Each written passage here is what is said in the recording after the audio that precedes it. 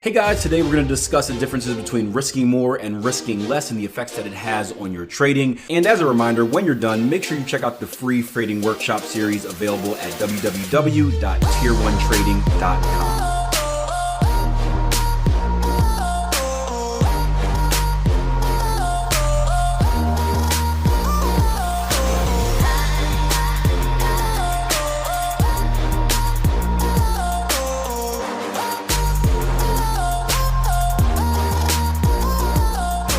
As I was saying, I put up this podcast the other day, and it was called Don't Become Brainwashed, and the caption said, would you rather risk more or make more, or risk less to lose less?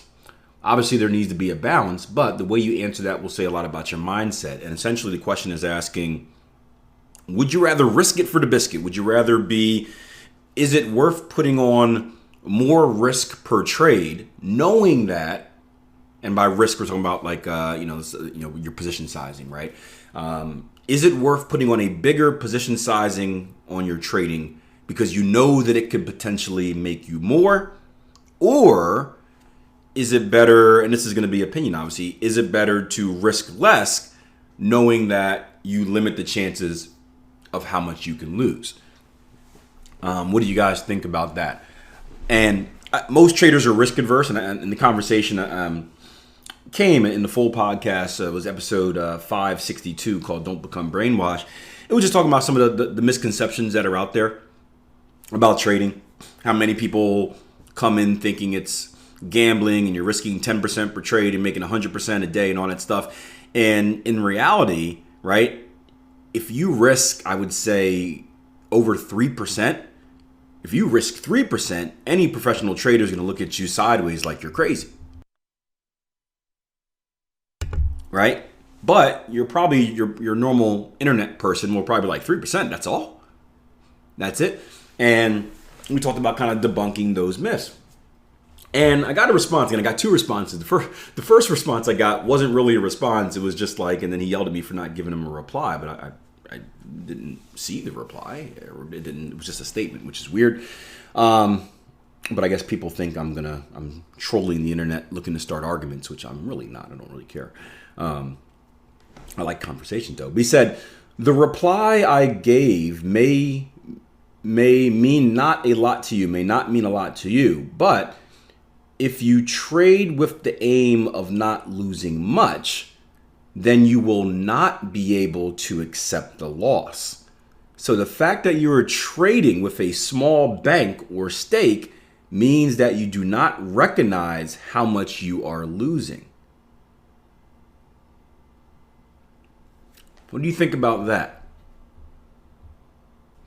If you trade with the aim of not losing much, you won't be able to accept a loss. So the fact that you're trading with a small bank or stake means that you do not recognize how much you're losing. And I'm not sure. It didn't make sense to me, and I responded. We ended up agreeing to disagree. And I want to see the original comment. The original comment was, the less money you lose, the less money you use, the more money you lose. And that was the one that I didn't respond to because I didn't really see where was the opening to respond. But essentially it's saying that if you trade small, you're afraid to lose. Or I guess you can look at it the other way around. Because you're afraid to lose, you're trading small. But I took it in the sense of, you're trading small because the smaller you trade, the less ability you have to handle losses. And that's where I got a little bit confused with it, because I think the exact opposite, right? I think the fact that you're trading small, you've decided to trading small, is because you can handle losses, because you want to handle losses, because you accept the fact that losses are going to come. Therefore, I need to prepare myself so that I can take on my losses. I don't think that's necessarily being afraid. I think that's being prepared. I think there's a difference between afraid and prepared. Hussein says, I don't agree. Billy says, you mean not recognize what's left on the table? A loss is lost no matter what. Bobby says, get what they're saying, but you should always be aware of how much risk you have on. Hussein said, but if you mean that if you are risking small amounts of money, you will not pay attention to losses to the point where you bleed small until you lose a lot. And that's a good point, Hussein. That's a good way of phrasing it. So I like the way Hussein phrased it, and maybe this brings more light to this. Where Hussein's saying, on the flip side, and obviously this is going to vary from person to person, so it's hard for me to, right? I think in a certain way, so it's hard for me to think like other people sometimes because everyone thinks differently. But that makes a little bit more sense in saying that because you're risking small, but I don't know if that's what he was saying though. But I like your statement. Because you're risking small, you're willing to lose more because it doesn't mean as much. So it's like, I think about it like someone who is sports betting, right? Because I may or may not have sports betted in the past. Someone who's sports betting or gambling who goes to the casino with, and they only put up a little bit of money, and they convince themselves that, hey, because I'm only putting up this little bit of money, these losses aren't really hurtful. So I can stay at this table and lose money all day because it's only a small amount. And maybe that has a negative influence where it's like, now I have the ability to lose forever because each individual loss doesn't make a difference. So that makes sense. But I don't know if that's what he was saying. I read it, but if you trade with the aim of not losing much, then you will not be able to accept a loss. So I don't know where the the accept the loss part is the part that stands out to me, like the psychological. See, here's what I think. We've all seen people, or maybe done it ourselves, where we've moved the stop loss back, right? Has anyone ever moved the stop loss back, or know a friend who's moved the stop loss back in order to avoid a trade? Winky, winky, right? I had a friend that used to do that before, allegedly, right? Why do you move that stop loss, or your friend, why do they move that stop loss back? They move it back to avoid a loss, right? Because they can't take a loss. Now, why can't they take a loss? Now, there could be two reasons for that. One could be pride and ego. But a loss is painful because you're losing money. Now, again, there's an ego component to it too. Some people just don't want to lose because it hurts their ego. But a lot of people, they don't want to take that loss because once they take that loss, they accept losing money. So I would say that the higher position size you have on, if you're risking a lot, you got a high position on, a large position on, and price is steamrolling to your stop, I would say you're more likely to move it back because you want to avoid that big loss. You don't want to accept that loss because it's going to be a significant impact. Versus the person with the small loss where it's like, I can take it. It's only a little bit. But again, that's from my mentality. I guess I can also see the other way around, where stop loss is coming or price is going to your stop loss and your loss is so small. And you're like, well, it's small to begin with. I'll just move it back because it's already so small that I can keep pushing it back. Interesting. Billy says, but that goes against the comment. Yeah, that's the point. Yeah, I don't agree with the comment. That's the point. Yeah, I highly disagree. We've agreed to disagree until I get a retweet, which may have just, or a reply, which may have just come back. But yeah, we agreed to disagree. I don't think that trading small has anything to do with you being afraid to take a loss. I think trading small shows that you are willing to take a loss, and that the fact that you're willing to accept a loss is why you're trading small, because you know it could come, so you're prepared for it. I think that trading big shows the ability not to take a loss because you're so cocky and so confident in your trading size that you're telling yourself before you enter trade, this can't lose. The market has to do this. That's my interpretation. But I'm also a risk-averse trader. So I don't necessarily see things the same way as the reckless gamblers, but I like the input you guys gave. I think again, I want to see. I don't really care from. There's no such thing as right or wrong, but I don't really care either way. But I like to see both sides of the argument. And I didn't see both sides of the argument until I talked to you guys. Earlier, I was just like, would you? And I was a little like, now you respond. A little peeved at that. But I can see the other side for trading small. Trading small means you're afraid to take a loss. I don't agree with it, but I can. You have made a case. You have made a case. Jagger says, was it you that said trade so small that losses don't make you mad and wins don't excite you?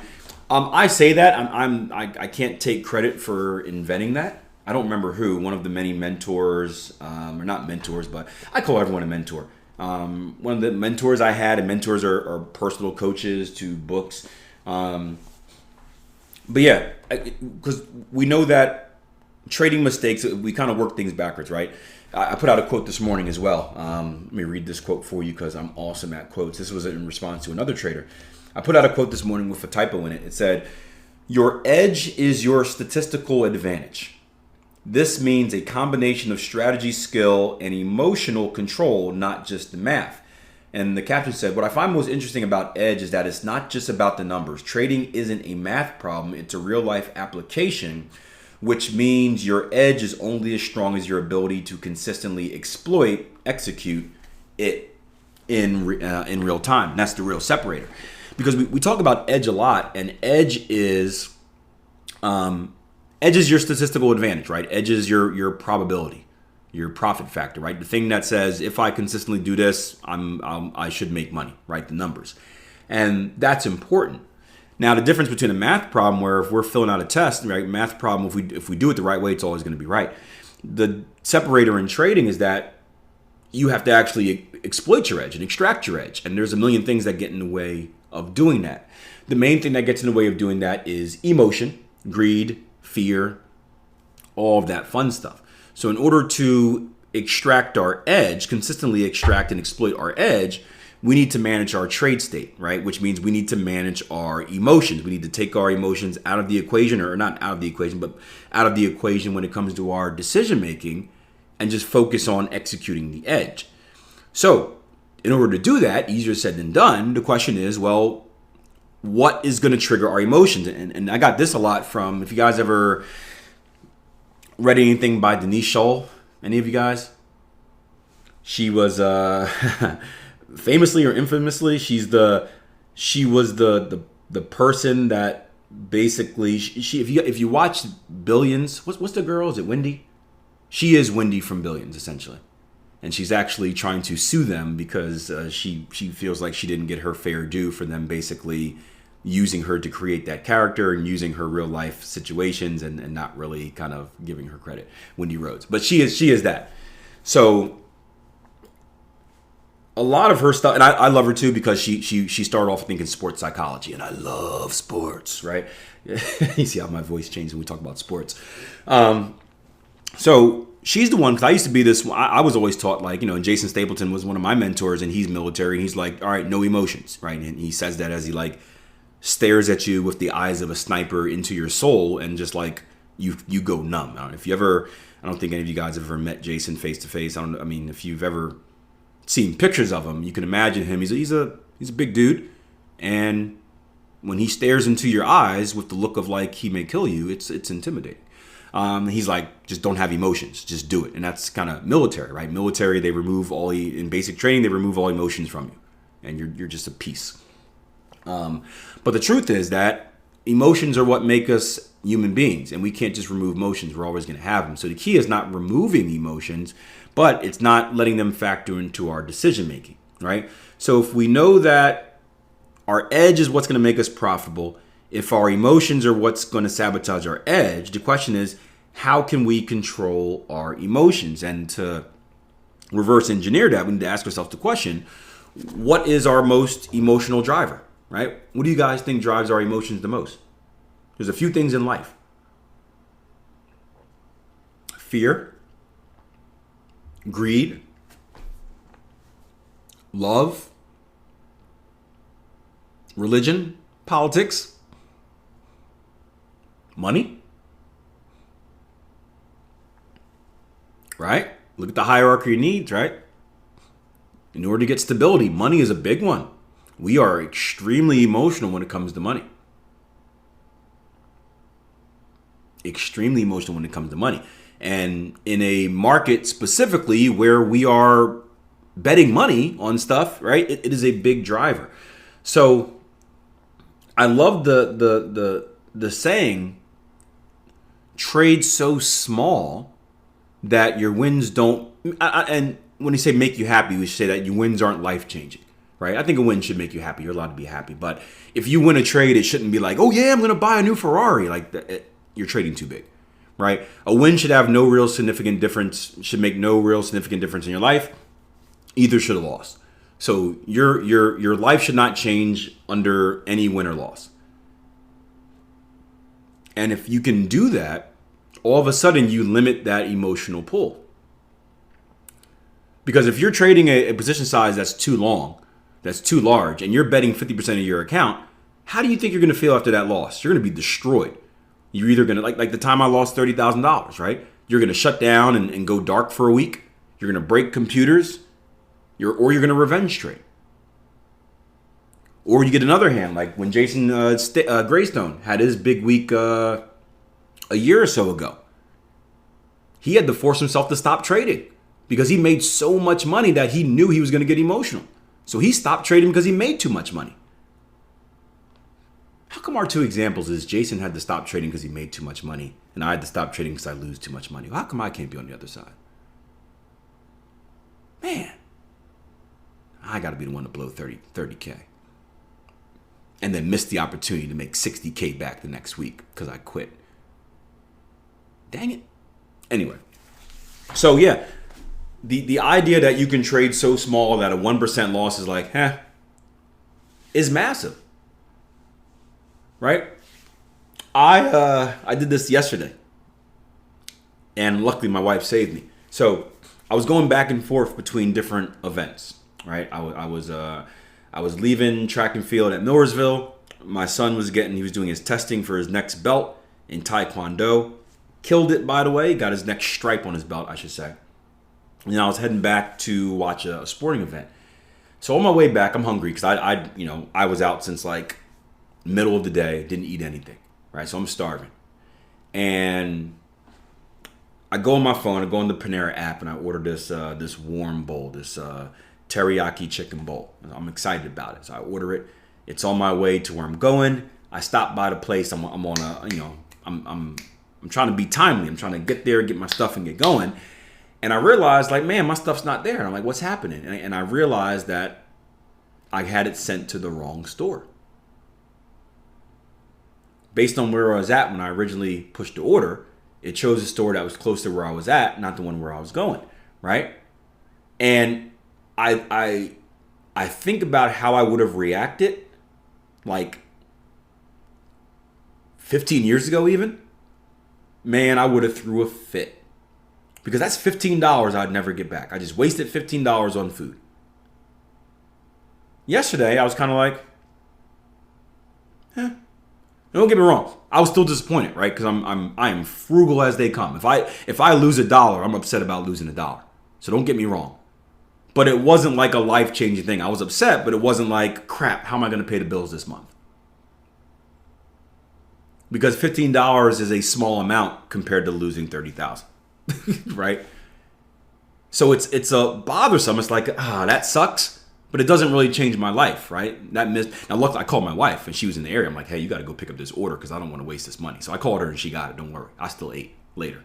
But the point is, it hurt, but it wasn't. The amount was so small that it didn't really impact my life, right? I was able to still continue on and go do what I was going to do. I didn't have to stop and like reorganize the bills or anything like that. So I think that's the idea behind trading small, is that it can take those emotions out of it. And when you take the emotions out of it, it allows you to do what you're supposed to do. And when you do what you're supposed to do, you're more likely to get the results that you should get versus getting emotional and deviating from the plan. So yeah, I love that quote. I don't remember who said it, but I think it is 100% correct, especially as a newer trader. And as you get more experience and as you start to believe in your edge some, you can increase your risk. That's fine. So like I'm pretty set. I have up and down years, but I pretty much know what I'm going to do each year, and I kind of know my ebbs and flows for the most part. Everything's unique, but like at this point, if I wanted to trade more, I'd be comfortable doing it because I'm more confident in my end game. Now I still don't do it because, like again, 2 years ago I had a 17% drawdown to start the year, so I always want to be prepared for that. That would have been a doomsday situation if I was all of a sudden trading big. So I'm still risk adverse like that, but you can give yourself the ability to trade more once your system once you and your system prove kind of the consistency in your results. Hussein said, a question, when Jason Greystone stopped trading because he made a lot of money, was that included in his trading plan? Should I include something like that? For example, I would stop trading when I make a certain amount of money. So the fact that there's nothing in his I can't speak for his trading plan, but I'm pretty confident there's nothing in his trading plan that says if I make this amount of money, stop trading. What we do have in our trading plan is when we're not in the right mindset to trade, right? And that is something that should be in your trading plan, whether it's a morning routine or a morning checklist. If you ever find yourself not in the right mind state to trade, you should not be trading. So the examples I usually give are like negative ones where it's like, hey, let's say you had a bad breakup, or let's say you're sick, or let's say that the internet wasn't working and now you couldn't do your daily routine. Stuff like that, right? If you're just flustered and you can tell that, hey, like I am not emotionally, I am not in the right mindset to trade. Or drunk. Yeah, drunk. Yeah, I've had that before. Someone's like, man, I had a rough night last night. I'm hungover. Yeah, that's a good one. Right? So in his situation, it's the same thing, right? He made so much money that he was basically drunk on money. He was drunk on money and he was like, oh my gosh, like this is crazy. I don't know how many of you guys have ever had like really big pops in your investments or your trades. Like those are life-changing days. And like they are hard to manage. It's a good hard to manage because you got a lot of money. But yeah, but that would be an example of he woke up and he said, hey, I am not in the right mind state. And because he was not in the right mind state, he wasn't allowed to trade. So I don't think you need to have a specific number because I don't even know if there is a specific number. I don't think you know how much is going to make you happy or sad until you get there. But the mind state thing should certainly be in your trading plan. In most cases, it's going to be for the other reasons, because you lost too much or because you're just drunk. But that needs to be there. You should never trade if you're not in the right mind state. Yep.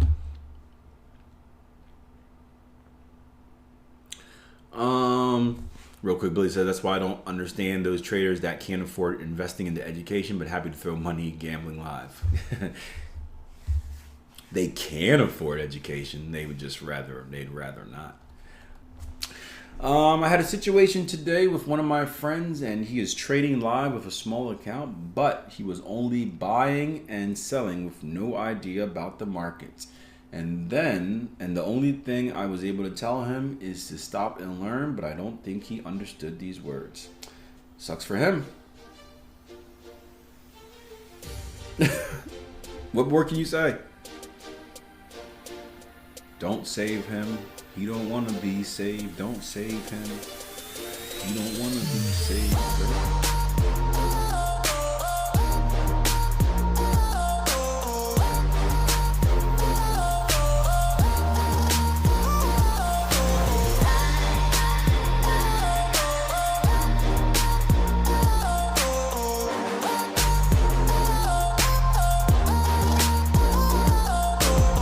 Hope you guys enjoyed the episode. If you want to be more involved with our community of traders and of course yours personally, you can start by signing up for the 14-day risk-free trial membership. You can do so over at www.tier1trading.com.